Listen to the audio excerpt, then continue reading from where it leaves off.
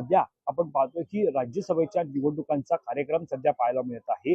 या कार्यक्रमानुसार 5 मार्च ही अर्ज दाखल करण्याची अंतिम तारीख असणार आहे। आज आहे 4 मार्च आणि साधारणतः आपण पाहतोय ही अर्थसंकल्पीय अधिवेशनामध्येच या राज्यसभेचा मुद्दा सुद्धा गाजताना पाहायला मिळत आहे।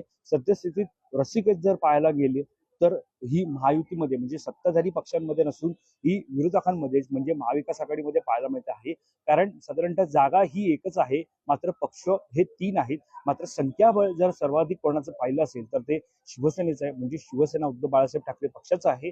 मात्र जी जागा रिक्त होते ती जागा आहे शरद पवारांची, जी राष्ट्रवादी काँग्रेस शरदचंद्र पवार पक्षाचे प्रमुख आहेत आणि दुसरीकडे काँग्रेस सुद्धा पक्ष आहे। त्यामुळे राज्यसभेवरती शरद पवार पुन्हा जाणार का काँग्रेस दावा करणार का शिवसेना सर्वाधिक संख्याबळाचा दावा करत स्वतःकडे ही जागा ठेवणार, हे सुद्धा पाहणं महत्वाचं ठरणार आहे। याशिवाय आपण पाहतोय की एकंदरीत आतापर्यंत भाजपनं 9 राज्यांमधील उमेदवारांच्या नावांची घोषणा जी ती केलेली आहे।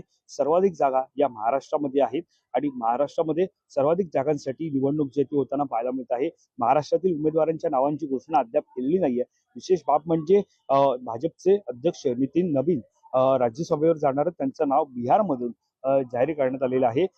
साधारणतः आपण पाहतोय भाजपनं कोणाकोणाला उमेदवारी दिली ती बिहारमधून नितीन नवीन, शिवेश कुमार, आसाममधून कैलाश गोवाल, जोगेन मोहन, यानंतर छत्तीसगडमधून लक्ष्मी वर्मा, हरियाणातून संजय भाटिया, ओडिशामधून मनमोहन सामल, सुजित कुमार, पश्चिम बंगालमधून राहुल सिन्हा यांना उमेदवारी आतापर्यंत ही जाहीर करण्यात आलेली आहे।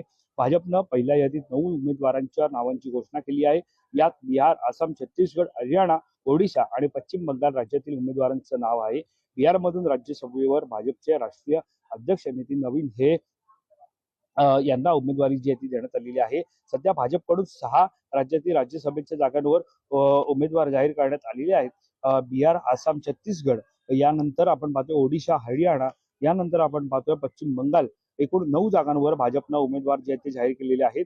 राज्यसभेच्या 37 जागांसाठी निवडणूक जी आहे ती पार पडणार आहे। त्यानुसार राज्यसभा निवडणुकीसाठी 16 मार्चला निवडणूक प्रक्रिया जी आहे ती पार पडणार आहे। राज्यसभेच्या 37 जागांपैकी सर्वाधिक जागा या महाराष्ट्रामध्ये म्हणजेच एकूण 7 जागा या महाराष्ट्रामध्ये आहेत त्यानंतर तमिळनाडूतील 6, बिहार आणि पश्चिम बंगालमधून 5 आणि ओडिशा राज्यातून 4, आसाममधून 3, तेलंगणातून 2 आणि छत्तीसगड, हरियाणा आणि हिमाचल प्रदेशामधून प्रत्येकी 1 जागेसाठी निवडणूक जाहीर करण्यात आलेली आहे।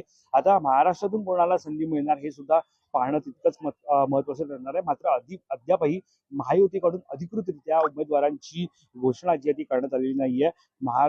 सध्या महाराष्ट्रामध्ये पाहायला गेलं तर भाजपकडून केंद्रीय सामाजिक न्याय मंत्री रामदास आठवले, दर्याशील पाटील, भागवत कराड हे निवृत्त झाल्यानंतर त्यांच्या जागी कोणाला संधी मिळणार याकडे सर्वांचं लक्ष लागलेलं आहे। भाजपच्या विनोद तावडे, रावसाहेब दानवे, डॉक्टर भागवत कराड, विजया रहाटकर, मिलिंद कांबळे, कुणाल पाटील, भारती पवार, दिलीप कांबळे, माधव भंडारी, अमर साबळे, प्रीतम मुंडे, डॉक्टर संगीता पुसाटे यांच्या नावांचा समावेश असल्याचं कळतंय।